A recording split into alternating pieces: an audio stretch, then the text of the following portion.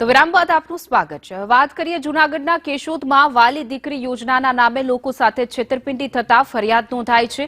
સુરતના ભલાઈ ફાઉન્ડેશન ટ્રસ્ટે ₹399ના સોનાના દાણા સાથે એક દાણો ફ્રીના લોભામણી જાહેરાત આપી અનેક શ્રમિકો પાસેથી પૈસા ખંખેર્યા હતા। લોભામણી જાહેરાતો જોઈ શ્રમિકો જન્મ તારીખના દાખલા, આધાર કાર્ડ અને અન્ય ડોક્યુમેન્ટ્સ લઈને જલારામ મંદિરના ગેટ પાસે પહોંચ્યા હતા। આ અંગેની જાણ કેશોદના સુવર્ણકાર એસોસિએશન ન થતા તેઓ તાત્કાલિક ઘટના સ્થળે દોડીને સમગ્ર મામલે લઈને તપાસ શરૂ કરી હતી, જેમાં તેઓની પૂછપરછ કરતા સમગ્ર જાહેરાતો ખોટી હોવાનું બહાર આવ્યું હતું। પોલીસે 4 શખ્સો સામે ગુનો નોંધી આગળની કાર્યવાહી હાથ ધરી છે। સુરતના છે એમ કે છે અને સુરતનું ગ્રુપ છું એ અને આવી સંસ્થા અમે ચલાવીએ છીએ। વાલી દીકરીઓ માટે સંસ્થા ચલાવીએ છીએ, મલાઈ ફાઉન્ડેશન।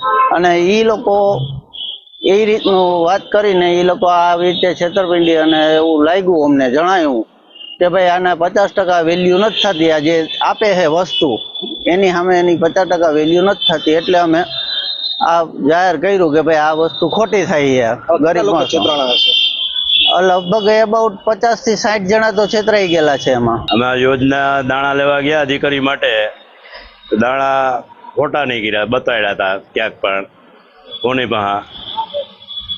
કેટલા રૂપિયામાં દાણા લેવામાં આવતા? 400 રૂપિયા, 800 રૂપિયા છેતરપિંડી કરી છે આ લોકોએ અમારા માથે, ગરીબ માણા માથે, બધા માથે। હવે કેટલા લોકો દાણા લઈ ગયા? હવે તો જાજા લઈ ગયા ભાઈ।